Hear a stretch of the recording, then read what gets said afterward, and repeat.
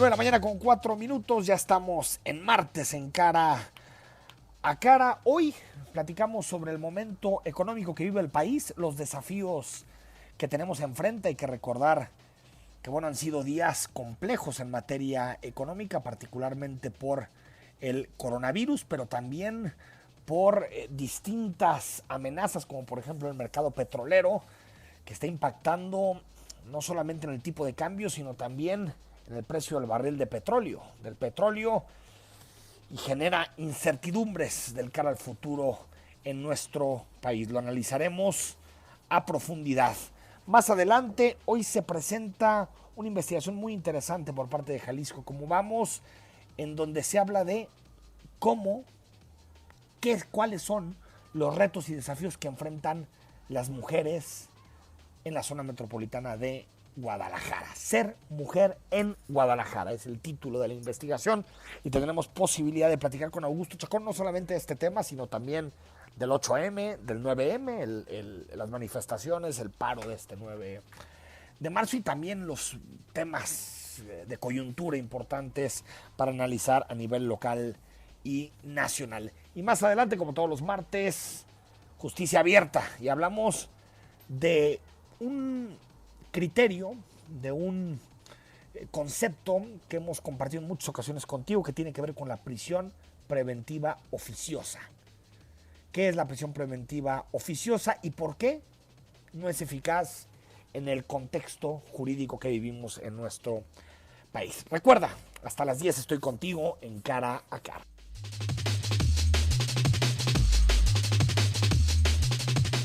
En esta mesa dialogan todas las ideas, se genera la noticia y se dicen las cosas. Cara a Cara, la información clara y precisa en voz de sus protagonistas. Cara a Cara, con Enrique Tusain.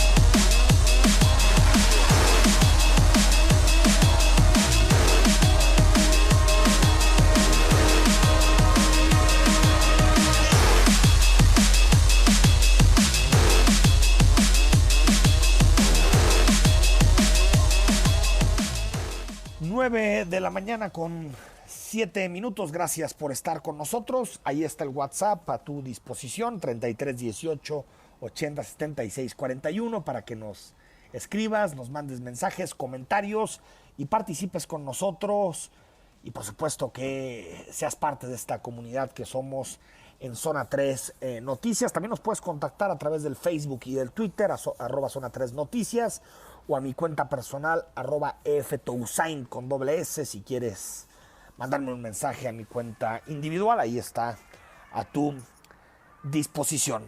Pues ha sido un fin de semana fue un fin de semana bastante caótico en términos económicos y en términos sanitarios. Primero por el coronavirus. Hay que recordar que el coronavirus fue en un origen, pues una afectación sobre todo a los países asiáticos, en particular a China, después a Corea del Sur, a Japón, pero de poquito en poquito, y como lo había alertado en su momento la Organización Mundial de la Salud, pues el coronavirus se volvió una pandemia, se extendió a todos los continentes del mundo, y en este momento ya está empezando a generar turbulencias económicas. Los países, muchos de ellos, se preparan para medidas de emergencia, no solamente sanitarias, sino también económicas. Países como por ejemplo Italia. Imagínese usted, Italia, un país que depende en un porcentaje muy importante de sus finanzas y de los ingresos de sus ciudadanos del turismo. Pues está destrozado el turismo. Imagínense, solamente en las últimas 6 semanas, 2 millones de cancelaciones de horas, de noches. 2 millones de noches reservadas en total han sido canceladas, han caído el 70% de los vuelos. Italia también tuvo que tomar ya decisiones muy de fondo, como por ejemplo suspender los eventos deportivos, actos masivos, incluso, y esto es importante señalarlo, pues casi dejan al país en cuarentena. Casi todo Italia está en cuarentena, no se mueven millones de personas y por lo tanto el gobierno italiano ha tenido que pues anunciar medidas económicas de urgencia, de emergencia ante lo que supone el coronavirus. Algo similar está sucediendo en España, aunque con menos casos. Italia ya supera la barrera de los 7,000 casos. España está enfrentando en este momento poquito arriba de 1,000 casos de coronavirus, pero también están empezando a anunciar algunas medidas económicas para paliar también el efecto turismo, comercio, muchas cosas que están vinculadas no solamente a la actividad económica de cada uno de estos países, sino también a la relación con China, porque la relación con China es fundamental en términos de comercio, es fundamental en términos de la cadena productiva. Y bueno, pues llegó el coronavirus en un momento también de debilidad de la economía mundial. Lo hemos platicado en varias ocasiones que se estaba ya especulando acerca de una posible desaceleración, recesión incluso de la economía. Lo que sabemos es que China más o menos empieza a salir y Europa está entrando en el momento más complicado. Y por lo tanto las bolsas no saben qué van a pasar y como las bolsas son alérgicas al riesgo, por supuesto, viven del riesgo, pero son alérgicas, por supuesto. Tratan de todo el tiempo de coexistir con el menor riesgo posible, pues vemos caídas dramáticas de la bolsa. Pasó en el caso de México, una de las peores caídas en la última década. Y bueno, todo esto también en torno a los 113,000 casos de coronavirus, 80,000 en China y el resto, ya son 33,000 en otros países del mundo. El impacto sobre la economía mexicana se está dejando sentir, por un lado, en el tema de las bolsas, la caída de la Bolsa Mexicana de Valores, que tuvo una contracción fuertísima, tal vez la peor desde la gran recesión de 2008-2009, pero también porque este fin de semana, pues ahora sí que contando los elementos para la tormenta perfecta, este fin de semana querían llegar a un acuerdo los países exportadores de petróleo que están reunidos en el seno de la OPEP, un acuerdo con Rusia para disminuir los niveles de producción y por lo tanto mantener el precio del petróleo un poquito arriba. Sin embargo, hubo una reticencia total de parte de Rusia a llegar al acuerdo y por lo tanto de forma unilateral Arabia Saudita, que es el mayor productor de petróleo de la OPEP, el mayor productor de petróleo ya es Estados Unidos por el famoso shale oil, pero los 10 millones y cachito de barriles que produce al día Arabia Saudita lo convierten en el jugador más importante de la OPEP. Pues lo que decidieron hacer es de golpe bajar los precios, como si aprovechando la fuerza del mercado que tiene Arabia Saudita y por lo tanto colapsó al resto de las economías, colapsó a las bolsas, al tipo de cambio, al barril de referencia que es el Brent en Europa o el de Nueva York en los Estados Unidos. Por lo tanto, colapso absoluto del precio del barril de petróleo. La mezcla mexicana amaneció el lunes con $30 el barril, cuando estamos hablando de que el presupuesto se tasó pensando en $56 el barril. A ver, por un lado, por supuesto que la situación es complicada, compleja. Yo creo que el tipo de cambio se va a mantener alto un buen tiempo, está superando los 21 pesos, se va a mantener alto porque hay mucha incertidumbre. Y al haber mucha incertidumbre sobre el futuro económico, lo natural es que los compradores de reservas, que los compradores de divisas, se vayan a monedas que son refugio, como por ejemplo el dólar. Entonces lo natural es que se siga encareciendo el dólar, yo diría a corto plazo, al menos de aquí a mediados de este año. Es difícil que cambien las cosas, mientras, por ejemplo, el asunto del coronavirus no cambie. En el asunto del petróleo, creo que actuó bien. Es una práctica recurrente que se ha hecho tanto en el sexenio de Calderón, como en el sexenio de Peña, como en el actual sexenio de López Obrador. Actuó bien el gobierno de México al buscar coberturas, por lo tanto México está cubierto por un costo, pero está cubierto a un precio de $49 el barril de petróleo. Por lo tanto, el impacto sobre las finanzas públicas va a ser menor. No digo que vaya a ser nulo, pero va a ser menor de lo que hubiera pasado en caso de no haber acudido por un fondo de cobertura de este tipo. Y en el caso de las bolsas, lo mismo. mientras exista la idea de que el coronavirus todavía no está controlado, ese es lo que le temen. Digamos que las bolsas no le temen tanto al número de casos globales. A lo que le temen es a que hay un mensaje de parte de los gobiernos del mundo de que el problema del coronavirus no está controlado. Y está lejos de estar controlado. Al revés, está entrando digamos, en países en donde existen posibilidades de que se amplíe su abanico muy rápido. Por ejemplo, los europeos, por ser zonas pobladas, donde las fronteras ahí están muy contiguas, el nivel y la interdependencia comercial es altísima. Por lo tanto, creo que va a ser un año volátil. Creo que el objetivo de crecer al 1.5% en México en este año ya casi es de risa. Y bueno, seguramente andaremos parecido al año pasado, parecido a 2019. Si no es negativo, creo que será ganancia dentro de todo lo que cabe. Le toca al gobierno de López Obrador gastar, tomar decisiones en materia económica, generar certidumbre, generar confianza para paliar los efectos y los factores externos que son bastante nocivos. Al corte, regresamos para hablar con Augusto Chacón y más adelante Justicia Abierta.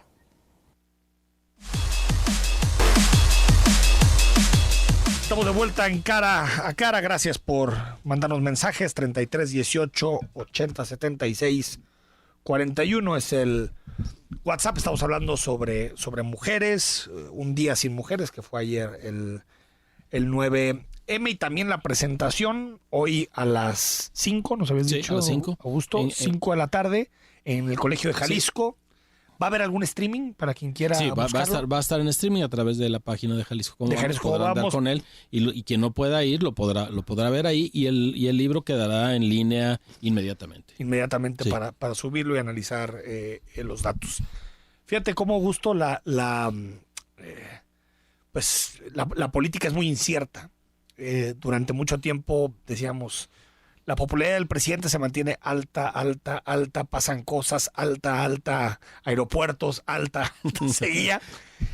Y tal vez ni siquiera el propio López Obrador y su equipo pensaron que el debilitamiento de su imagen iba a venir pues del movimiento feminista. Y lo digo porque durante mucho tiempo liderazgos feministas muy importantes hicieron público su simpatía con el proyecto de López Obrador y con algunas feministas que se integraban a su equipo: Olga Sánchez, exministra, Luisa María Calderón,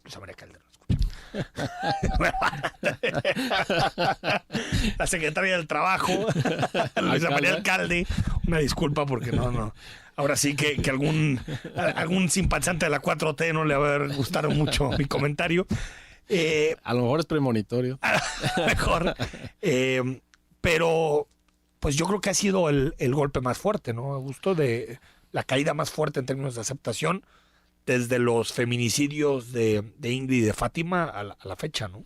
Sí, no es extraño. También hay que decir que no es el chorro que rebosa el vaso, es una de las gotas que se suman. Algo que yo ubico en el caso del presidente López Obrador, desde la matanza en Aguililla de los 14 policías y que después vinieron los Lobearón y vino Culiacán y ha sido un declive. Pero ahí se mantenía, ¿no? Había resistido, los datos económicos eran buenos, ahora no, ahora se enfrentan no solo con esto de las mujeres, sino también con una crisis económica que se ha venido acentuando. Pero recordemos en la historia local, Enrique, lo que le costó a Guillermo Cosío Vidaurri una marcha de mujeres, las mujeres de negro, justamente por la inseguridad. Y eso le costó muchísimo al gobernador de aquel entonces. Es decir, cuando las mujeres salen a decir ya estuvo suave, hay cambios contundentes. Por supuesto, no es comparable lo del domingo, lo de ayer lunes, es un ya basta mucho más profundo, que es cultural, que es político, que afecta nuestro modo de entendernos en sociedad.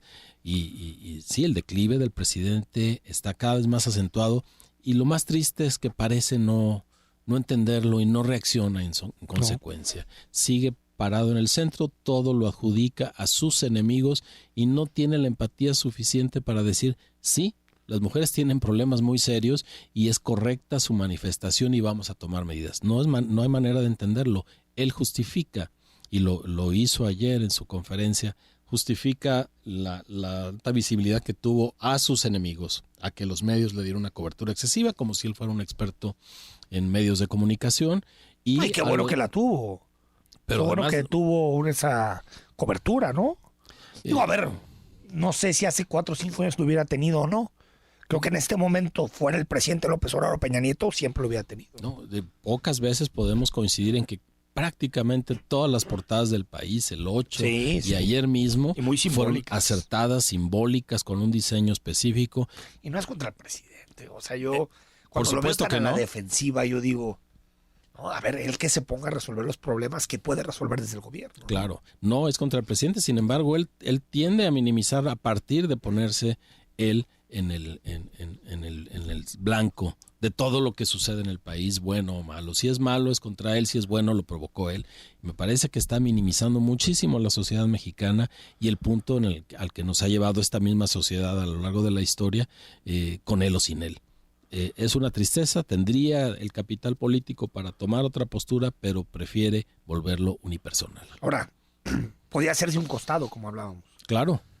No lo ha hecho. No. O sea, porque uno dice, el viernes cuando empecé a ver la rueda de prensa mañanera dije, hoy el presidente va a hacer un comentario empático. No pasó. El lunes, después de todo lo que sucedió el fin de semana, tampoco. Otra vez, incluso, la verdad me decepcionó mucho algún tono de preguntas, Augusto, en la mañanera, porque algunos simpatizantes de medios de comunicación del presidente, como tratándole de poner balones para que se metiera con el movimiento feminista, ¿no? Diciéndole, oye, pero este artefacto que tiraron, oye, esto que pasó por este lado, cuando en realidad, Augusto, son pecata minuta, claro, eso, o sea, en una manifestación tan grande, que haya ocurrido eso es bajísimo. Fueron manifestaciones muy pacíficas, muy pacíficas y muy reivindicativas, ¿no? Y creo que en este momento le está costando mucho trabajo al presidente mover el barco hacia otro costado, porque creo que se siente a la defensiva. O sea, aquí no puede aludir a sus enemigos conservadores que están derrotados moralmente, porque son la gran vanguardia, ¿no? Las mujeres son la gran vanguardia. Entonces tú dices, cuando les quiere llamar conservadoras, en ese momento se topa con un espejo del cual no puede salir. Y aparte, si le sumamos, Augusto, por cierto, relacionado con el tema de Jalisco, antes de ir con ese asunto, qué bueno que Alfaro, por ejemplo, en Jalisco, dijo ya no voy a hablar del tema, bien. Qué bueno. Sí. O sea, yo creo que muy sano que el gobernador no haya aparecido en estos temas, no haya declarado, y que sean las personas de su gabinete, mujeres, las que empiecen a hablar sobre el tema de no, que creo que fue sano, porque aparte no es un tema que él pueda tomar con la sensibilidad necesaria para ayudar. Y sobre el asunto del presidente, viene el coronavirus, el asunto del tipo de cambio y la caída de los precios de petróleo, que es tremenda, Augusto, tremenda, $30. Es decir, creo que entramos en un momento en donde ya los discursos no tienen tanto calado, porque ahora sí, el peso de la realidad está ahí, ¿no? Sí. Ya no es posible tratarla como de maquillar con otro tipo de relatos, ¿no? Claro, si el presidente tomara un momento de reflexión y tuviera, parece que no, un equipo con el cual dialogar, con el cual confrontar las ideas, tendrían que preguntarse si se trata de gobernar un país como México o gobernar una conferencia de prensa cotidiana. Lo que parecía en un principio de la administración gobernar a través de su conferencia de prensa, se fue volviendo ante los embates a tratar de gobernar la misma conferencia de prensa, mientras el país va por otro rumbo, mientras lo que sufrimos desde fuera o gozamos desde fuera corre por otras vías. Ya no basta la declaración del hombre más rico del mundo para decir vamos bien, ya no alcanza, ni siquiera ha alcanzado para apuntalar la confianza generalizada, ya no alcanza él para sentirse que ya colonizó el imaginario absoluto de México y que todo lo que dice él pasa como un gesto cultural inamovible. No, en realidad no colonizó nada. El movimiento de las mujeres lo dejó perfectamente en claro. Ni siquiera los embates pagados en las redes sociales pudieron contra un movimiento tan orgánico, tan pesado, tan denso, y de eso se tienen que hacer cargo.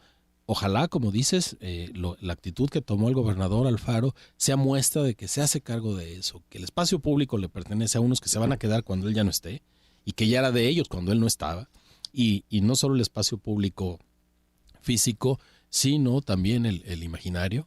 Ese nos pertenece, ese lo llenamos y lo vaciamos de las cosas que vamos armando en sociedad. Y cuando entiendan eso los gobernantes, cuando se salgan de ese centro ficticio en el que se han plantado, seguramente podremos hacer en común muchas cosas. Mientras, seguiremos dependiendo de que el gobierno legisle o no legisle, gaste o no gaste, diga o no diga. Eso ya está perfectamente agotado, porque basta una decisión de Arabia Saudita para poner al país en un declive terrible. Y de Rusia. Y de Rusia.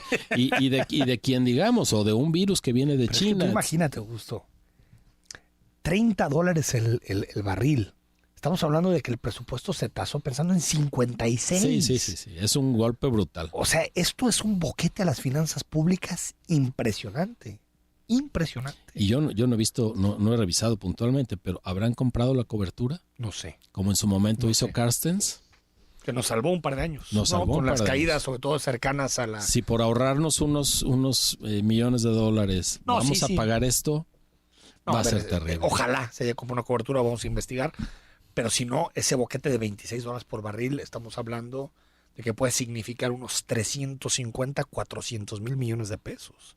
Y si todo el presupuesto de educación. Y si Donald Trump juega con aquello de ponerle impuestos a las remesas, que es ahorita nuestra principal fuente de divisas. La tormenta perfecta. Necesitamos un presidente que mire un panorama mucho más amplio que lo que sucede en el Salón de Tesorería de Palacio Nacional de 8 a 10 de la mañana. Aunque te puedo decir, creo que esto le va a pegar mucho a la economía de Estados Unidos. También. Sí, y eso es la gran carta para la reelección de Donald Trump. Exactamente. Entonces yo creo que este escenario le pone en términos de la elección de Estados Unidos mejor las cosas a los demócratas. Yo temo, Augusto, que el país vaya hacia dos mitades irreconciliables. Que el discurso del presidente siga fortaleciendo a su núcleo más duro, diciéndoles, ahí están enfrente los conservadores, es una batalla decimonónica que tenemos que dar para evitar la restauración, para evitar que los conservadores se vuelvan a hacer del poder, y que tenga, como ha sucedido en muchos países latinoamericanos, una base muy sólida que no se mueve y que le permita ganar elecciones con esa base, sobre todo porque el sistema de partidos está roto. Pero que haya otra mitad que no pueda con ese proyecto, que se vuelva archirrival del presidente, y por lo tanto que nos enfrentemos a un espacio no solamente de polarización en redes sociales o en medios de comunicación, sino polarización en las calles. En las calles. Porque me temo que los discursos van en esa vía, van en como si el presidente haya olvidado la coalición que lo llevó a la presidencia. O sea, él no llegó por el voto de sus más duros. No. Él llegó por un voto de una serie de electores independientes que no se adscriben a ningún partido político, que pensaron que la mejor opción para combatir los problemas del país era precisamente López Obrador. Y parece que él se lo olvida. Que ganó entre mujeres, que ganó entre los jóvenes, que ganó entre los estudios universitarios. Así es. Ahí es donde están más perdiendo, justo en las últimas encuestas, donde pierde más es entre aquellos que estudiaron prepa o universidad y entre los jóvenes, que fueron grandes simpatizantes de López Obrador, sobre todo entre 18 y 25 años, casi el 70% de los votos. Y mira, se va rapidísimo. Yo no veo trazas en el presidente de mudar, o que la realidad le dé elecciones y las tome y reconvierta su actitud. No lo veo. Sí, uno de los escenarios es esta polarización que planteas. Pero otro, y quizá es idílico de mi parte, es que las partes de la República retomen el protagonismo que les corresponde. Los estados. Sí, a final de cuentas es en los estados y en los municipios donde la riqueza se produce, donde la gente vive, donde tomas agua, dispones de tus desechos. Lo nacional es una entelequia. Es una entelequia. Sí. Es un buen momento para que los estados rompan ese discurso dicotómico y gobiernen para la gente a la que se deben. Y en el diálogo entre estados es que la República tiene viabilidad. Si nos quedamos en el juego político, inclusive de los mal llamados medios nacionales, sí, pinta negro el panorama. Pero volteemos hacia adentro, parémonos en las calles de Guadalajara, de Puerto Vallarta, de Tepa, de Zapotlán, y veamos que la gente sigue en lo suyo, que ya vienen los tiempos de la siembra y después hay que cosechar y ya vienen las temporadas turísticas y el huevo y la carne, y eso se sigue haciendo. ¿Cómo los gobernantes locales van a tener la habilidad para romper el discurso del gobierno federal, que se quede con su voto duro y que a escala nacional lo tenga? Hasta que se parte el país, Augusto. Sí. O sea, el caso brasileño es muy claro en ese sentido. O sea, es un país que tuvo un proyecto. Yo creo que los primeros años de Lula en la presidencia son de los mejores que ha habido la izquierda a nivel mundial. A nivel mundial. Sobre todo el primer periodo de y muy dialogante con el sector productivo. Con el sector productivo, con los sindicatos. Creo que lograron lo que le llamaron el lulismo, que era el acuerdo entre patrones y sindicatos o trabajadores. Pero eso se fue derivando en una ruptura porque dos partes incapaces de dialogar.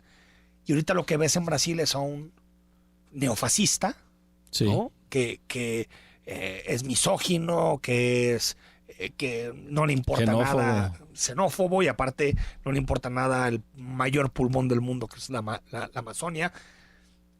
Es decir, si no encontramos cauces de diálogo, nos puede pasar algo similar. Y se me hace, uno, que el presidente no lo quiere. No, parece que no quiere ese tipo de diálogo, que él sí procuró con la República Morosa y con muchas cosas. Y creo que también una parte de la oposición lo que quiere es que entre peor mejor. Entonces, hasta donde tope, ¿no? Creo que sí, hay un riesgo, responsabilidad, mucho más, inclusive de la oposición. Nadie deseamos que al presidente le fuera mal desde un principio, pero tampoco nadie deseamos que para que le fuera bien tendríamos que quedarnos callados. Las cosas no pintan bien. Hay que buscar ese diálogo, construirlo desde lo próximo, de abajo hacia arriba, y no esperar que el presidente y los grandes sectores de decisión, que por más que él diga, él no ha divorciado el poder económico, ahí sigue vigente y con sus privilegios, comprando cachotes, con sus privilegios. Necesitamos instaurar un diálogo de abajo hacia arriba, desde lo local y lo estatal, a fincar muy bien lo que tenemos, y de otra forma, sí, lo que pinta es una dispersión o una polarización que lleve a la ruptura o a las salidas violentas. Porque tenemos una cosa, no sé, en Brasil no conozco tanto el detalle, tenemos un detalle, un asunto que nos afecta mucho: la toma de mucho territorio por parte del crimen organizado. Eso, Brasil tiene en su lado, pero nunca en comparación con lo que nosotros tenemos. Augusto, y decirlo, ¿no? Creo que México es mucho más que López Obrador, mucho a favor más o en contra. O sea, yo creo que hace buen tiempo, al menos un par de años, que dejamos de discutir proyectos de país por estar viendo quién se coloca a favor y quién se coloca en contra de López Obrador, y parece que ese es el debate político en este país. Es la gran lección de que nos dieron las mujeres estos 2 días. Sí, totalmente. Ahí está una agenda que no tiene que ver con lo que digan los gobernantes. Gracias, Augusto. Al contrario, gracias a ti, Enrique. Buenos días a todos, a todas. Vamos al corte. Justicia abierta, y también tratamos los principales temas que son noticia este martes.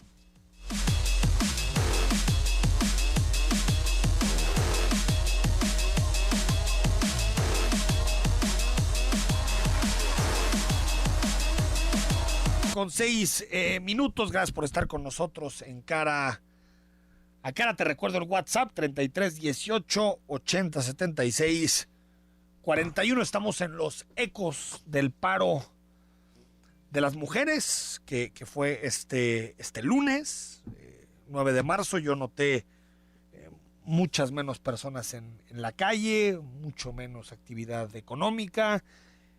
Parecía un día de asueto no deseado. Estimado Augusto Chacón, ¿cómo estás? ¿Qué tal, Enrique? Buenos días, con gusto estar aquí.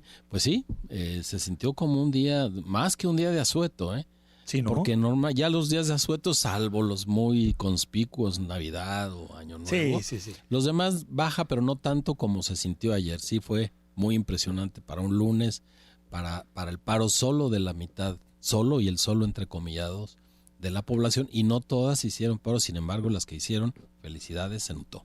Oye, pero ¿qué nos dice que tantas y tantas personas, cuando vieron que las mujeres no iban a trabajar, decidieron no trabajar? Sí. Eso nos dice algo sobre, si no están ellas, pues no estamos nadie, ¿no? Como diciendo, yo no voy a ir a trabajar sin tener quien me eche la mano, no voy a ir a abrir mi negocio sin tener una persona que... Es decir, creo que incluso esta renuncia a salir a trabajar nos habla de la importancia de las mujeres, Por de supuesto. la relevancia, ¿no? Y hay dos importancias. La primera, muy evidente, la acabas de decir, sí. Hay mano de obra, por ponerlo en términos genéricos, que nos hace falta, que estamos acostumbrados a cualquier tipo de actividad que ellas hacen. Pero además hay otra cosa que quizá nos tome un poco más tiempo dilucidar o al menos interiorizar, que es no solo la mano de obra, sino cierto modo de las mujeres por hacer las cosas y por complementar esto que es la vida en sociedad. Eso es lo que debemos resaltar que nos hace falta, no solo mano de obra. No es que hombres puedan suplir lo que hacían las mujeres, sino las mujeres son insustituibles, sí, por lo que hacen de facto como mano de obra, pero también por eso otro que le ponen que nosotros somos incapaces de poner, y tan incapaces somos que ahí está lo que hemos dejado de sociedad, pongamos los últimos 200 años, violenta, dispersa, con un escaso acceso a la justicia. Todo eso tiene que ver con la forma en que nos relacionamos con un poco más de la mitad de la población. Sí, sí es. Por lo menos en el caso de los medios de comunicación es tremendo la importancia. Digo, siempre somos hombres los que estamos delante de los micrófonos, y esto es algo que seguramente con el tiempo cambiará, pero tal vez la gente que nos escucha no sabe de todo lo que hay detrás para que pueda existir un programa, para que pueda existir un programa bien producido, bien hecho. Y este lunes que muchas mujeres, y en el caso de Promomedios, las mujeres decidieron parar, pues sentíamos como si estuviéramos haciendo las cosas incompletas, claro, mal. Y no es que lo que esté detrás del micrófono, como dice, sea adjetivo, es perfectamente sustantivo y nos vamos de largo. Yo mismo ayer, para corroborar mi agenda de trabajo, le envié a tu asistente un mensaje y cuando se lo envié dije, híjole, está en paro. Sí. No debía haberlo hecho. Sí, pero ya lo tenemos interiorizado. Sí, lo tenemos interiorizado. Ahora, Augusto, las manifestaciones tremendas, ¿no? O sea, por ejemplo, en la Ciudad de México dicen que en torno a 100,000 personas, yo creo que un poco más, ¿eh? Digo, de ver las fotografías, el Zócalo lleno, pero también se cerraron muchas calles, entonces no es fácil saber, en caso de que hubiera sido una manifestación normal, cuántas personas hubiera habido. En el caso de Guadalajara me impresionó, 35,000 mujeres. En el conteo oficial. En el oficial, pero... Las imágenes son impresionantes. Digo, 35,000 es un número inusitado y solo de mujeres. Solo mujeres. Sin acarreos, no había los típicos camiones alrededor, nada. O sea, no fue la de la UDG, pues. No. eso nos referimos. Fue, como dicen los jóvenes ahora, completamente orgánico. Fue muy impresionante. El mensaje está claro. Ojalá las autoridades hagan las lecturas adecuadas, que lo tomen desde la política que nos hace falta, desde la lectura política de la manifestación de una parte de la población que necesita inclusión desde las cosas más básicas, poder ejercer sus derechos, tener acceso a la justicia, ser visibles. Eso no está para las mujeres y la marcha del domingo fue muy, muy contundente. Ojalá no saquen conclusiones político-centristas, es decir, los políticos se ponen en el centro de todo lo que sucede en el espacio público y se resisten a correrse un tanto al margen y ver desde allá lo que hace en efecto la sociedad. A ver, yo vi algunas exigencias a gobernantes, pero no se me hacía gobierno centrista. No. No, o sea, digo, la seguimos de lejos, pero atentos a lo que estaba sucediendo. Y lo que notaba eran reivindicaciones generales que no tienen que ver con una administración o con otra. Creo que a nivel nacional sí hubo algunas relacionadas con frases de López Obrador o con algunos tropiezos en materia de comunicación, pero creo que hacer esa lectura sería muy cortoplacista, ¿no? Sí. Y también rescatemos que, bueno, por supuesto, la de la Ciudad de México, impresionante, la de Guadalajara, impresionante, pero dentro de Jalisco hubo manifestaciones de mujeres en otras ciudades del estado. En otras ciudades del país, en Los Altos hubo manifestaciones. En el centro del conservadurismo mundial, yo creo, ¿no?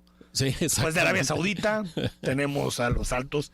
Y mira, en Tepatitlán, muchas mujeres. Y aparte de forma, qué bonito, ¿no? Muy, muy simbólico, muy colorido, muy alegre, a pesar del drama. Del drama, sí. Que hay unas fotos preciosas de Santiago Arau sobre la manifestación que incluso embonaban los colores de las jacarandas con el color de la manifestación. O sea, es hasta la primavera mexicana, ¿no? Sí, más allá de lo que está detrás, que motiva esto, que es la excesiva violencia que por estas fechas se están padeciendo, es un reclamo que tiene cientos de años acumulándose y que ahora encuentra el espacio propicio y no tiene que ver con si una sociedad es conservadora o no, manteniendo las costumbres o ciñéndose a las costumbres de cada zona. Las mujeres necesitan el espacio para ser ellas, para elegir su destino, para no depender del varón, para que la vida en sociedad tenga una mirada que las incluya, pero no solo que las incluya, que su mirada sea parte y que nos vuelva incluyentes a todos. Sí, muy, muy impresionante. Ojalá, insisto, se haga la lectura adecuada, porque esto puede cambiar al país. Muchos de los problemas grandes, gordos, de fondo que estamos padeciendo tienen que ver con esto, con el tipo de sociedad injusta y excluyente que hemos construido, y si esto lo mudamos, sin duda muchas otras cosas se mudarán para bien de todos. Esto dependerá de que los gobernantes hagan la lectura correcta. A ver, sobre este tema, Augusto, siento que los hombres no somos capaces de responder a lo que está sucediendo en este momento. Y que sería bueno, por ejemplo, en los distintos gobiernos, un paso atrás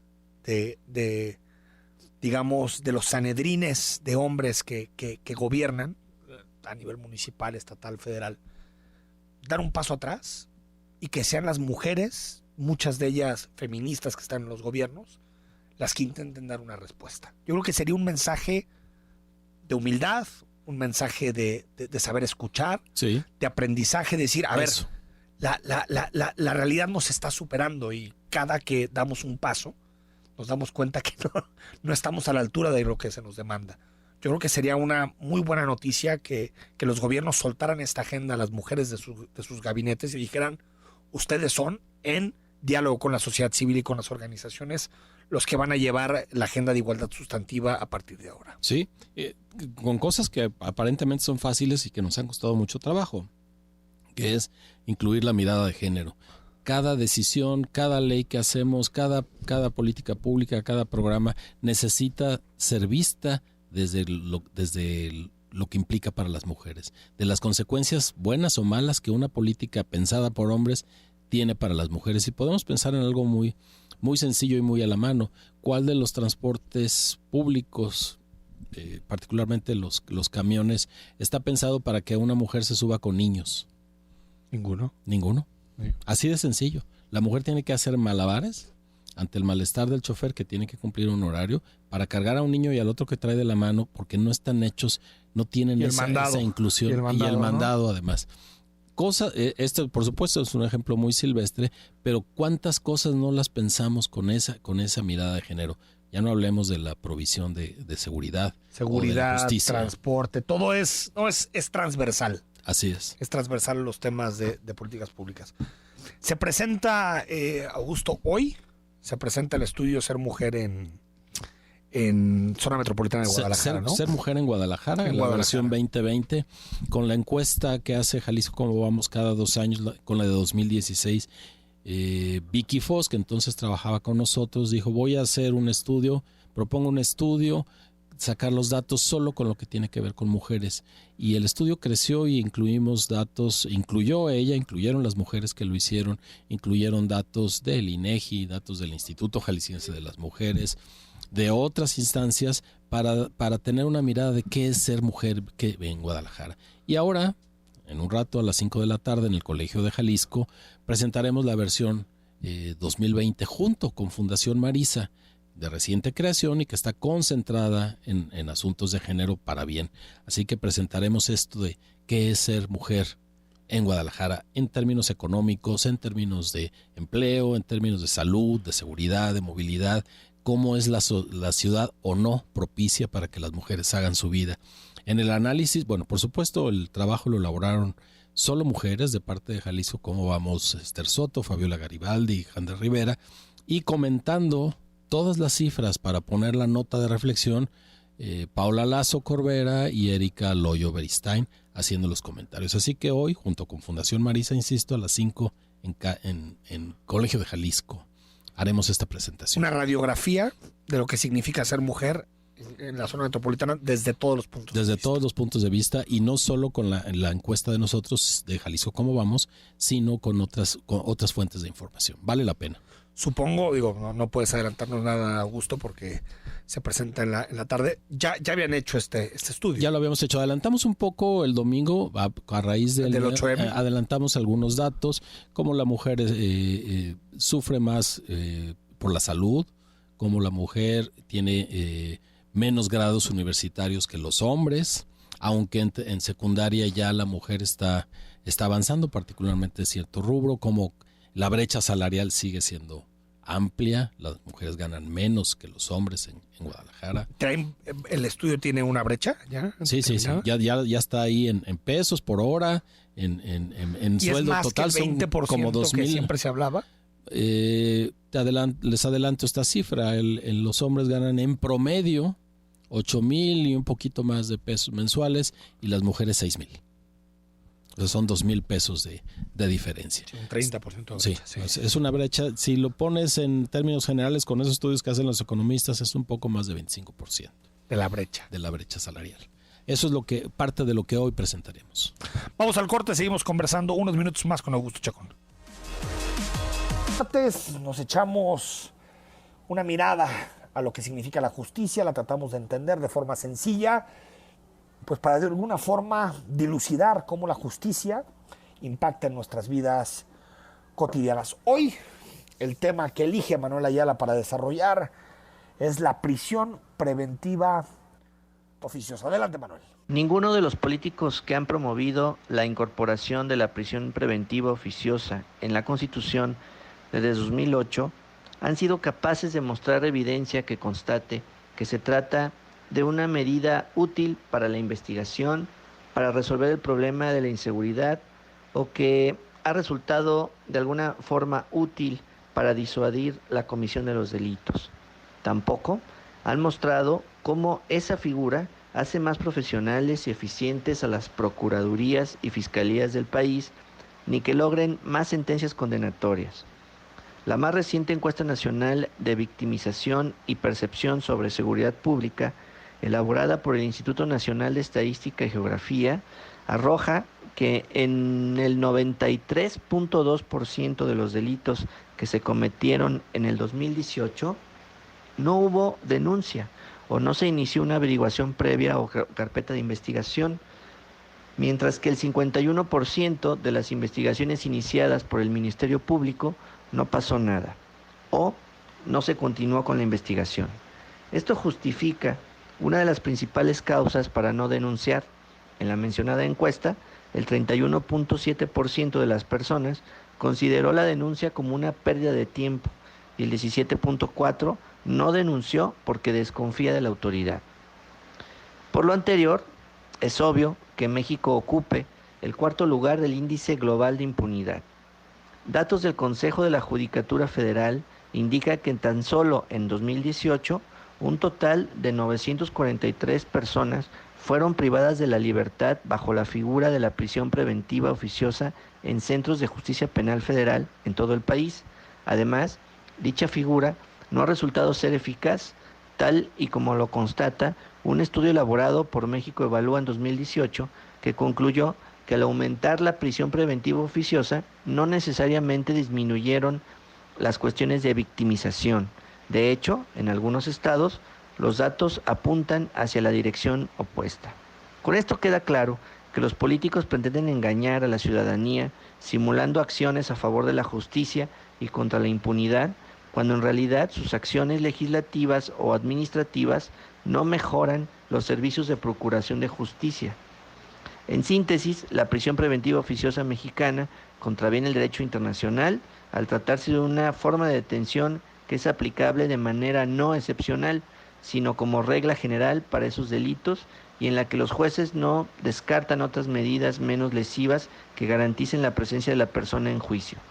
Es decir, no se hace una valoración individual, sino que se aplica como regla general. Lo más importante de esto es que debe modificarse el artículo 19 constitucional para ajustarlo a los tratados internacionales ratificados y hacer que cese la generalizada violación al derecho a no ser privado arbitrariamente de la libertad y a la presunción de inocencia en México. Muchas gracias a Manuel Ayala. Se nos fue volando esta edición de martes aquí en Cara a Cara. Vamos a estar pendientes de muchos de los temas que comienzan a estar ahí en el centro del debate público. Pero recordarte, mañana están con nosotros Patricia Martínez y Sergio Graf, ambos integrantes del gobierno del Estado. Vamos a hablar de la verificación. Y bueno, todas las reformas que hay en torno a la verificación. Cómo se va a hacer, cuál es el sistema, cuál es la tecnología, cuáles son los procesos, quién le toca verificar primero, quién después, qué filtros hay para combatir la corrupción, qué se va a hacer con las placas foráneas. Todo esto